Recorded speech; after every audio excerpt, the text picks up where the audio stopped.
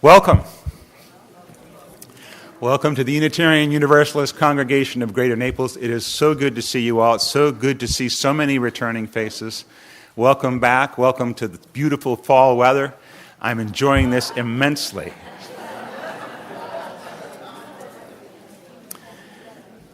You have arrived at the Unitarian Universalist Congregation of Greater Naples.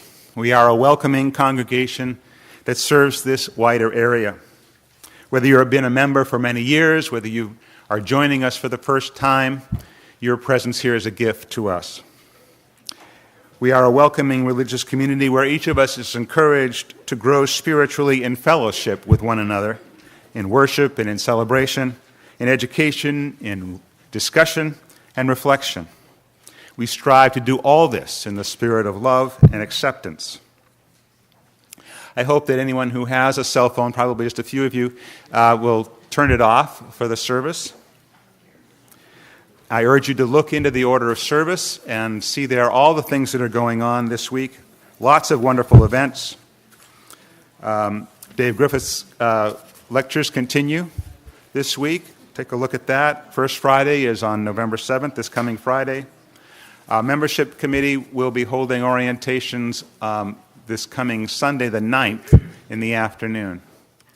Now, I would have to admit that while I was out front, someone asked me to make an announcement, and I said, absolutely, I would do that.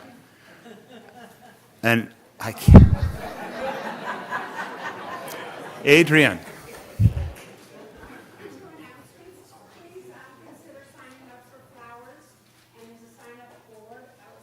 Sign up for flowers just outside the door. And also, Bradley and various members of the congregation have been returning Philip Myers to his new residence in Fort Myers. His son brings him to church. So there's also a sign up to take Philip Myers back home after the service. So thank you, Adriana. Not something I usually do, opening up the floor for announcements on Sunday morning, but when I forget, then I guess it's okay. So please, let's enter into a time of worship together, and we will begin.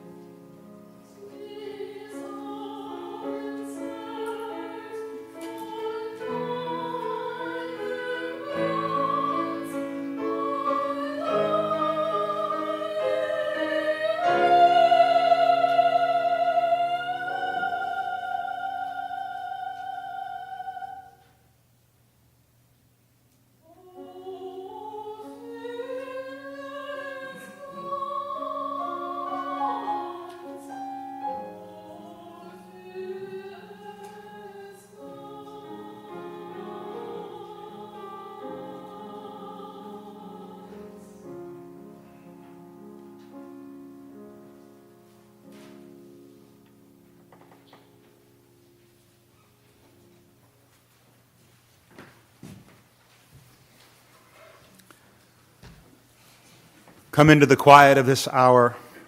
Here may we join as one community.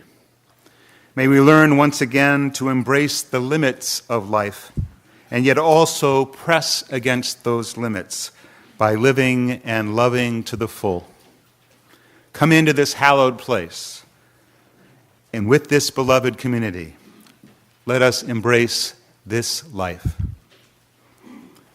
And let us join in singing hymn number 188, and rise in body or spirit to sing, "Come, Come, Whoever You Are."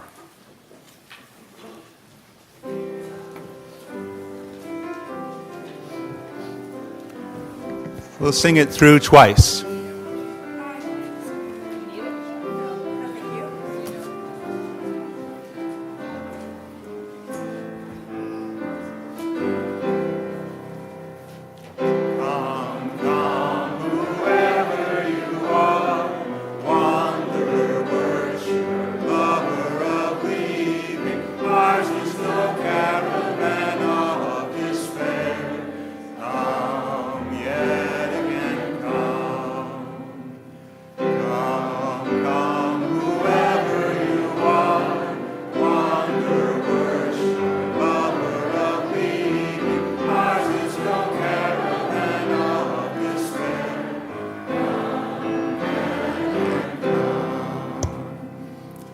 Please be seated.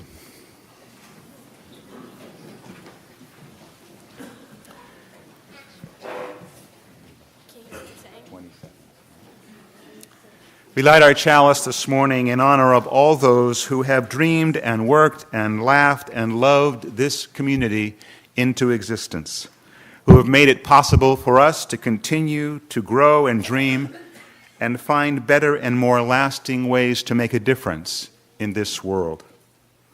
Please join me in the chalice lighting response in the order of service as Lulu lights our chalice this morning.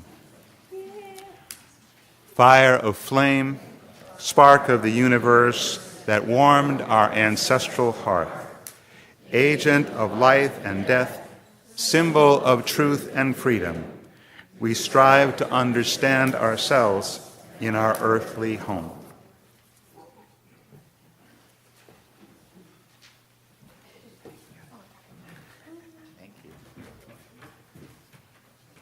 Good morning. Can all the children and youth come up front here to the stools and surround my magic box?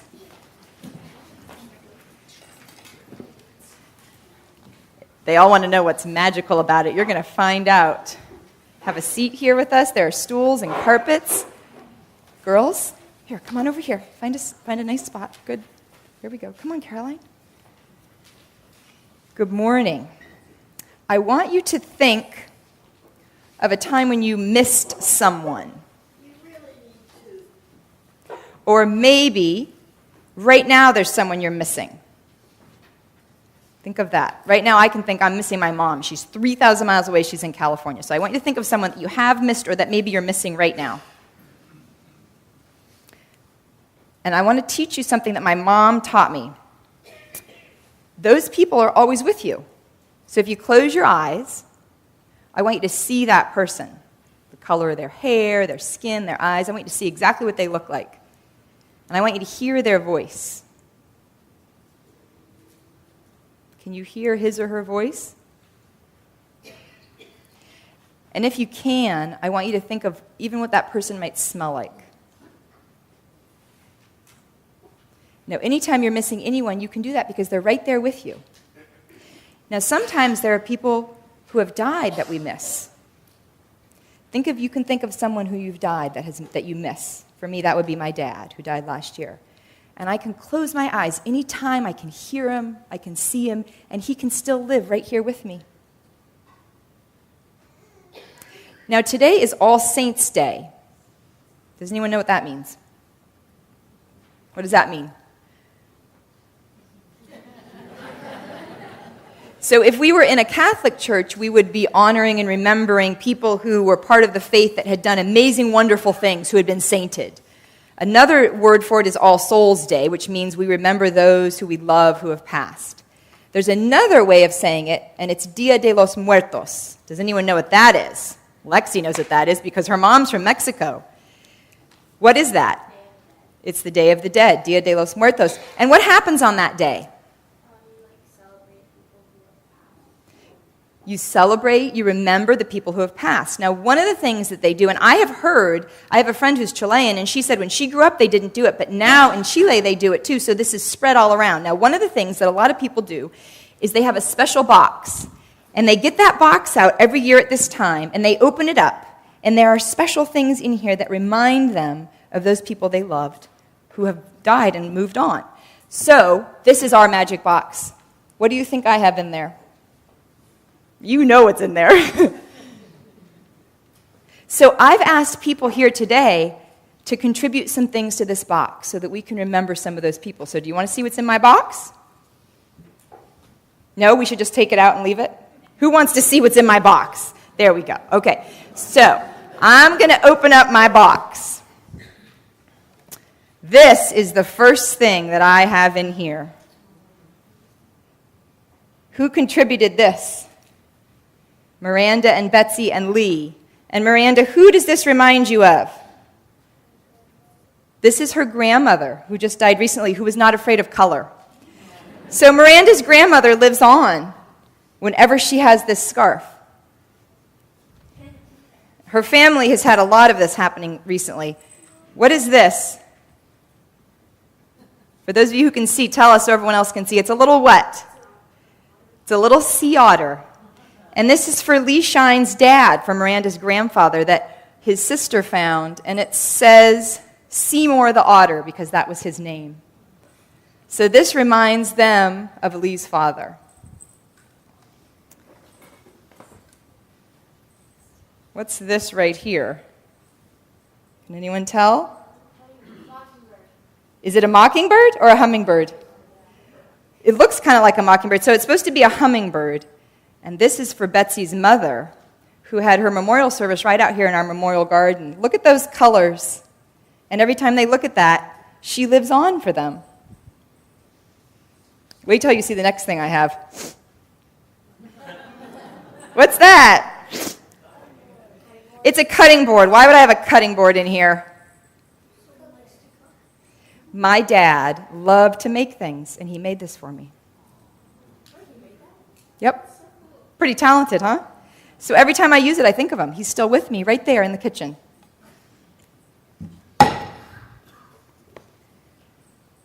I have some hats. These hats were brought by Benno and Manouk for Kendra Herman's father. This was the one he always wore when he was at the lake. And this was the one he wore whenever you traveled, right? So these keep their grandfather alive for them. Thank you for sharing them with us. What's this? Linnea, what is it? It's a Starbucks mug. We're getting commercial here at church. This is what Emma contributed for her granddad because her favorite thing to do was to go to Starbucks with him. And this was his mug. So thanks for sharing that with us. Oh, this one, you might not be able to see what it is. It's a screw. Why would I have a screw in here? Why is there a screw in here, Linnea? Linnea picked a screw for her granddad because he loved to build things. So whenever she sees a screw, she thinks of him. Thanks for sharing that. What's this? Which book is it? Can anyone guess whose library this was from? It was a member of our congregation. Does anyone remember? This is from Phyllis Wilkinson's library. And after she died, all her books were there, and we all got to choose one. And this is the one Linnea picked for Phyllis. So every time we read it, we think of Phyllis Wilkinson, and she lives on. And the other thing this time of year, I always think of her because she would come the Sunday after Thanksgiving, and she would read to us from Little House on the Prairie about when Santa Claus came over the river, and it was from, 100 years ago, and the kids were just amazed to hear what she shared with us from that book, and she loved doing that. So I always think of her this time of the year and when I have books. What is this? Now, this did not belong to the person that it represents, but for me, this purse represented her. It was another member of our congregation who had a fabulous purse collection. that she always wanted to come share with the kids and she never got to? Does anyone know? This is for Nan Evans. Whenever I see a fancy purse, I always think of Nan because she always talked about that. And she always sparkled and shone with all her colors. So this is for Nan Evans.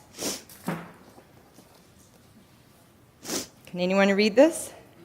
It's actually a name tag, and it's double-sided. This says Roy Batty. And this is what Mish gave me for us to remember him.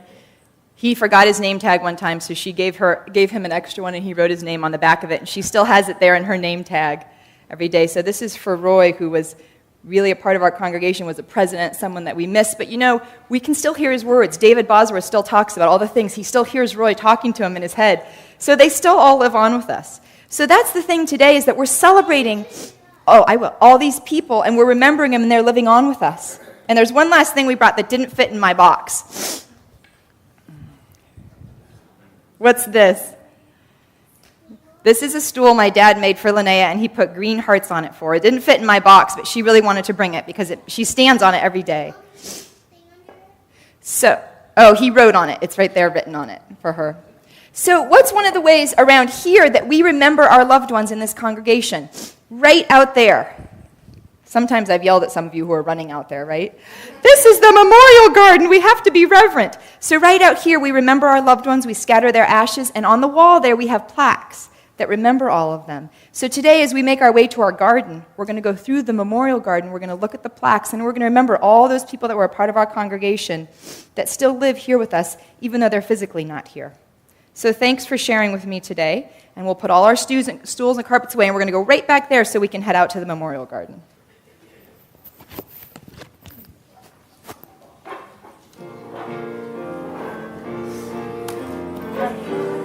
The RE chalice.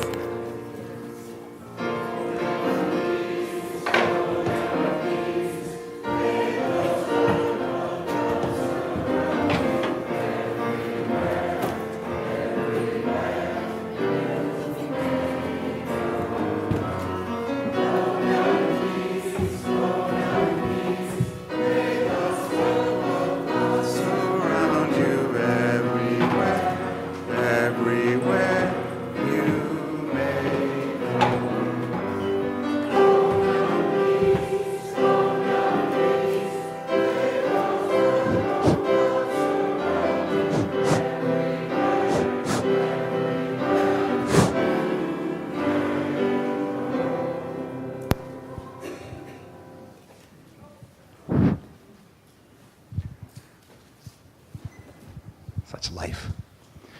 Now's a time when we have a chance to share with each other the joys and sorrows that we carry in our week and into this sanctuary on Sunday morning.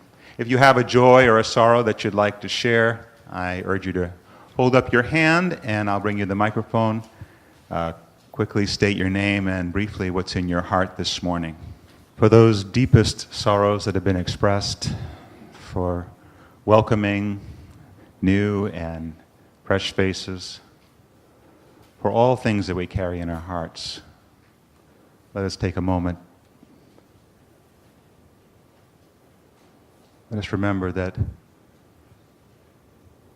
between joy and sorrow, there's a fine, fine veil, and that we are all subject to the whims of life, of this world.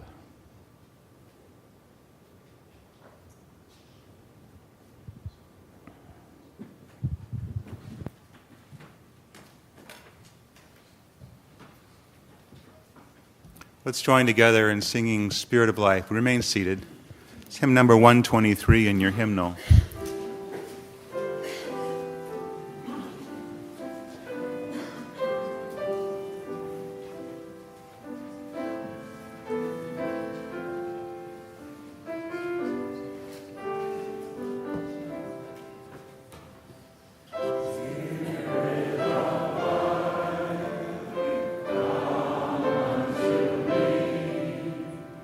Sing in my heart.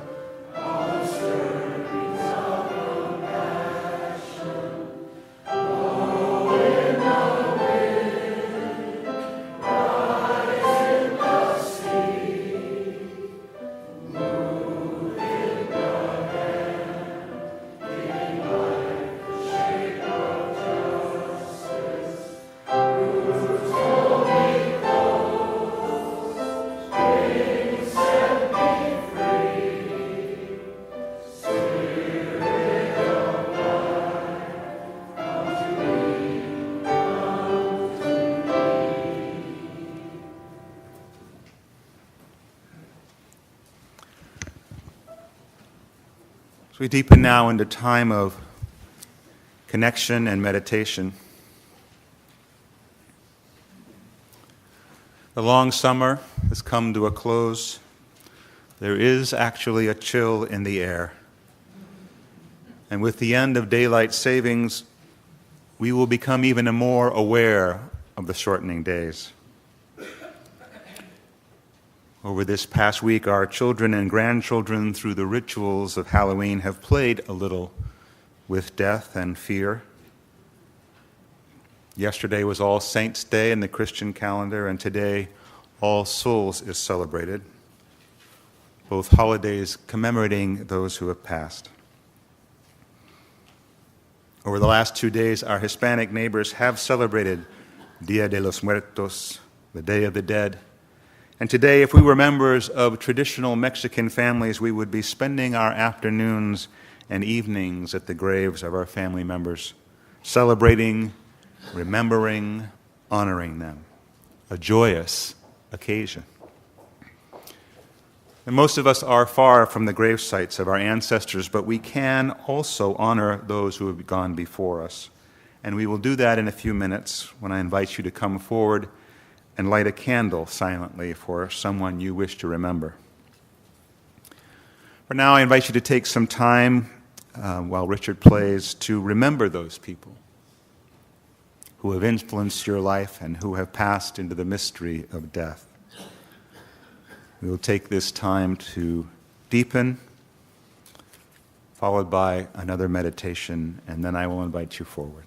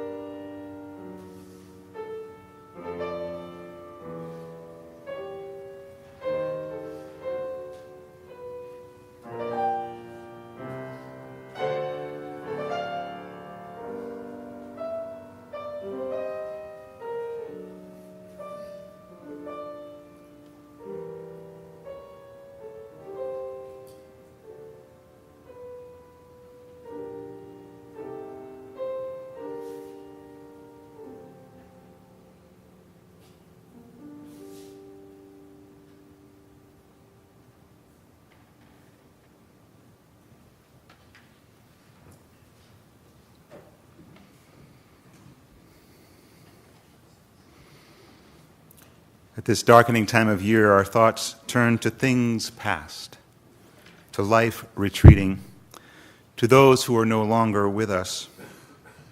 Images come to mind of our dear companions who once graced our lives, loved ones whom we miss, persons whose lives made an impact on ours, of all those who were here contributing, caring, and who are now gone. Memories bring both joy and sadness, and it's not for us to push those feelings away, for our recollections attest to the enduring importance of these people in our hearts and minds. May their brave spirits live again in our tender thoughts and prove that even death and distance are powerless to sever the bonds that connect truly loving hearts. We take this time to recall those members of this community who have died within the past year and hold their memories close.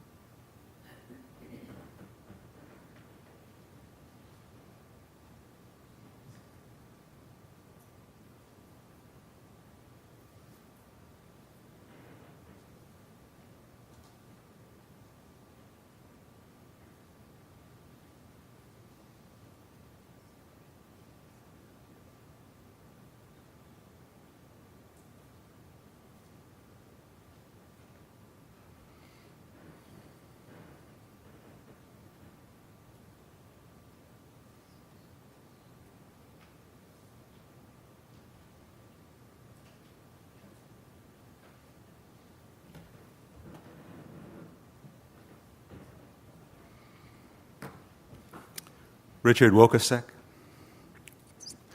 Bruce Richardson, Gary Slatz, Nan Evans, Ruth Lawson, Fran Lohr.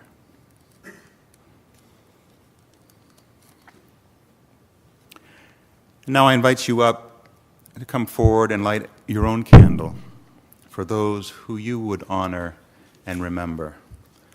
Now, Frank Bergerson will come up forward and help me. But please, if you feel so moved, come up and light a candle. And afterwards, if there's some people who can't make their way forward, then I'd be happy to light a candle for you.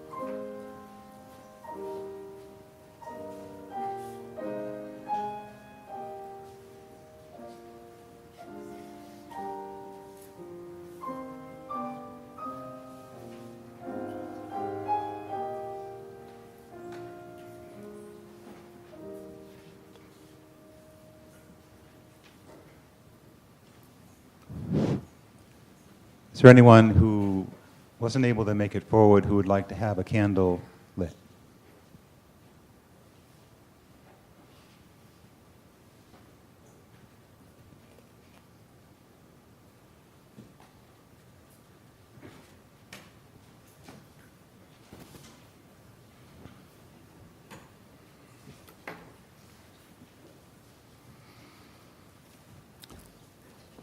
Let's turn together to number 720 in the hymnal and join in a responsive reading.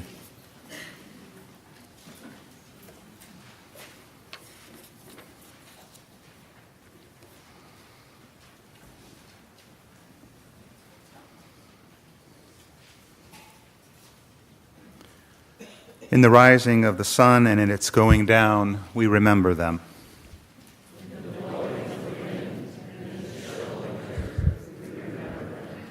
In the opening of buds, in the rebirth of spring, we remember them. In the blueness of the sky, and in the warmth of summer, we remember them. In the rustling of the leaves and in the beauty of autumn, we remember them. In the beginning of the year, and when it ends, we remember them. When we are weary and in need of strength, we remember them. When we are lost and sick at heart, we remember them. When we have joys we yearn to share, we remember them. So long as we live, they too shall live, for they are now a part of us, as we remember them. Spirit of life, whom we know best in our loving and being loved, hold us as we remember those we have loved and those who have loved us. May gratitude sparkle in our lives. May the tears lubricate our souls. Help us to know that we are not alone in our grieving, and help us also come to that peaceful place where we can take what we've learned from those who have gone before and bring it into our own lives. Remind us that we too are mortal, and that only enduring legacy we leave is the love that shines in all that we do. Amen.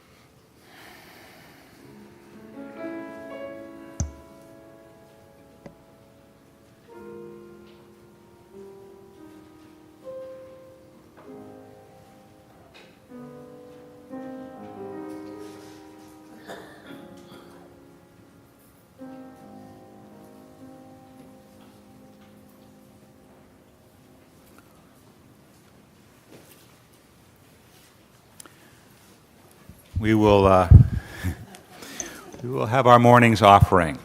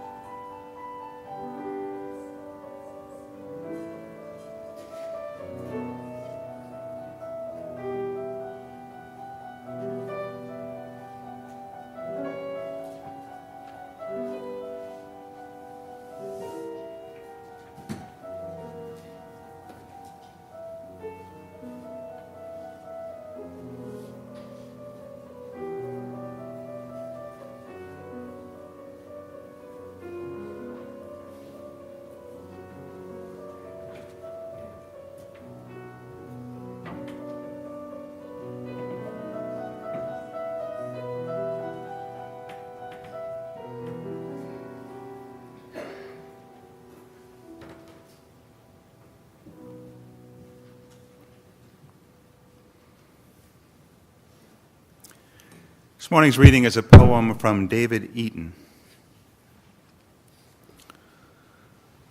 All living substance, all substance of energy and being and purpose are united and share the same destiny.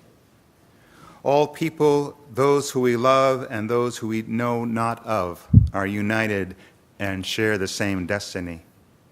Birth to death, this unity we share with the sun, the earth, our brothers and sisters, strangers, flowers of the field, snowflakes, volcanoes, and moonbeams. Birth, life, death, unknown, known, unknown. Our destiny from unknown to unknown. May we have the faith to accept this wonderful mystery and build upon its everlasting truth.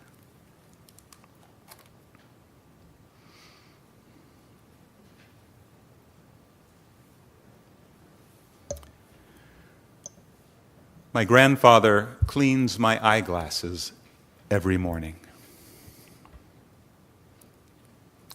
Not one to wait around for a yearly memorial, I remember him just about every morning when I reach into a small drawer in my bureau, take out one of 4 remaining handkerchiefs that belong to him, and complete my daily ritual that allows me to see more clearly. There had been a few more handkerchiefs, but I've worn them out over the years. A couple of them, monogrammed with an F, are probably as old as I am, bought at the local men's store long before the nearby mall was built, putting the store out of business. Grampy had 2 sets of handkerchiefs.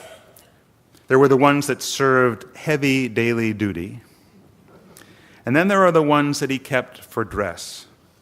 I have a wonderful painting of my grandfather standing on our front yard, wearing a blue suit, and you can just see a double-peaked dash of white in his breast pocket, a fold that I've never been able to duplicate. There are, of course, mornings when cleaning my glasses comes automatically and I don't think about him. But most days, some image of him floats to the surface and I smile. I see him gardening in what we used to call the back 40, cutting asparagus in the spring or harvesting those incredible tasting tomatoes before the first frost. Or I picture him in the sitting room with my grandmother listening to his beloved Red Sox on the radio. Or sitting at the head of the table to my left and leaning over and asking me what my napkin is for.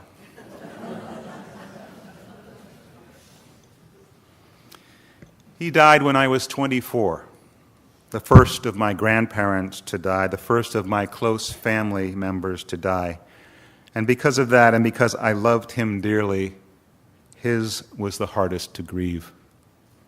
His passing and the memorial service that followed gave rise to some serious thinking about death and about life. One of the first things I realized was that I didn't really have any expectations of something continuing after death. No great personal adventure awaiting my grandfather or me when it came my time. When I was really young and going through a phase of being scared of death, maybe after experiencing one of our cats dying, no one told me that I didn't need to worry and that I would end up in a far better place. Rather, I seem to remember 2 seemingly similar messages. The first, a quiet explanation that the fear would eventually go away, and that as we get older, we are better prepared for the inevitability and finality of death. The second was that as we get older, we are able to face the mysteries of death with more curiosity than fear. The first of these, I'm pretty sure, came from my mother. And the second, I suspect, came from my grandmother. And I realize now, of course, that they actually provide 2 very different, distinct views of death, 2 different theologies. Close to the beginning of every memorial service, I remind those gathered that Though we have come together with a common purpose, we arrive at different stages in our lives. Each of us in the room view the mysteries of life and death in different ways. We speak diverse dialects of spirit. I do this in part to relieve the gathering of any expectations they may bring to the occasion, especially if there are folks who have never attended a Unitarian Universalist memorial service. But I also want to honor the fact that even those you use with seemingly similar belief systems can often vary widely in their view of what happens when we die. I know for certain that within this room there are people who view death as a finality, and there are people who are open to the mystery. I know there are folks whose thoughts tend toward the Eastern view of life as illusory and cyclical, and I know that there are people who on some plane anticipate a reconnection, either with loved ones or with divine spirit or something similar. As Unitarian Universalists, we honor all those feelings and respect these views, recognizing that while our individual paths are sometimes widely varied, we share the common journey: birth, life, death, and a common belief that this life matters. Our memorial services and services like this one are opportunities not to emphasize our differences or dwell too long on sadness, but to remember and hold up what is exemplary in even the simplest of lives. They are, for us, a reminder that no matter what we think lies on the other side of death, what we do up to that point is of great importance. It is for us to rededicate ourselves to the task of carrying on that which is best in life. Our culture, however, often seems to drive us in other directions, keeping us busy and our minds cluttered with busyness, or as Stephen Covey likes to say, we get involved in the thick of thin things. Ernest Becker won the Pulitzer Prize for his study, which argued that human civilization is ultimately an elaborate, symbolic defense mechanism against the knowledge of our own mortality. Celebrations like Day of the Dead or All Souls Day run counter to both these concerns by creating specific times when we purposely confront death to rediscover our own lives. All Hallows Eve, or Halloween, in the Celtic celebration of Samhain, takes place on October 31st. All Saints' Day, a holy day in the Christian Church, follows on November 1st, and today, November 2nd, is All Souls' Day. The Day of the Dead, Dia de los Muertos, runs concurrent to all these, and all are intertwined. Dr. Suzanne Jubenville, the current music director of First Parish in Lexington, where I grew up, writes that these holidays mark the moment when the wheel of the year rotates into the dark half of the year. The harvest has been gathered, and it's time to prepare for the long winter. For the Celtic people, it was the point in the year when it was believed that the veil between the visible and invisible world was reached at its thinnest point, a time when it was most possible to connect with the spirits of family and friends who had departed this earth. These are celebrations that have come down to us from the rich heritage of human experience. But from the beginning of time, human beings have felt the need to explain the mystery of life and death. Many civilizations and cultures have created such rituals to give meaning to our existence. Where do we come from? Why does life end? Is there life after death? If so, what kind of life? Can we do something while we're alive so that we can face death with some sense of readiness? We as Unitarian Universalists tend to focus our attention on this last question. And in my mind, it comes down to love. How much love can we give in our short lifetime? And what is the right and best way for each of us in our wonderful diversity to express that love? As I remember it, I was the last member of my family to visit my grandfather in the hospital before he lost consciousness and died a day or so later. I stood by his bedside and told him what was going on in my life, and then Somehow realizing that wasn't what he needed, I leaned over and looked into his eyes and told them how much I loved him. His face relaxed. He smiled a little, gave a grunt, squeezed my hand, and that was all. My grandfather experienced some interesting things in his life, lived through some extraordinary times. But overall, like many of us, his life was not so remarkable. But as best I could tell, he enjoyed the life he had.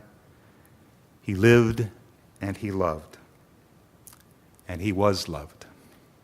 As the poet Wendell Berry has written, whatever happens, those who have learned to love one another have made their way into that lasting world and will not leave, whatever happens.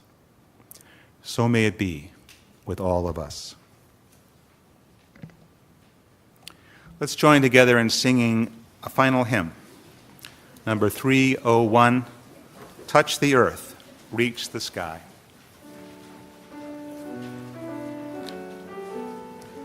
And please rise in body or spirit.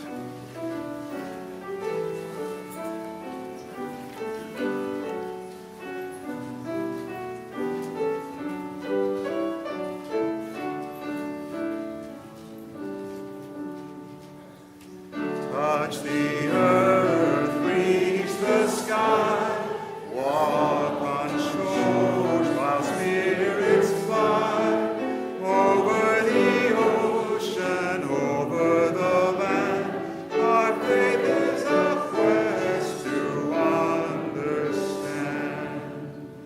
Touch the earth, reach the sky, children ask the reasons why. In our lives the answers show, and by our love they learn and grow. Touch the earth, reach the sky, all are born and all shall die. Life's the time left in between, to follow a star, to build a dream. Touch the earth, reach the sky, hug the laughter, feel the cry. May we see where we can give, for this is what it means to live. Touch the earth, reach the sky, soar with courage ever high. Spirits joining as we fly, to touch the earth, to reach the sky. Whatever happens, those who have learned to love one another have made their way to the lasting world and will not leave, whatever happens. Please be seated for the postlude.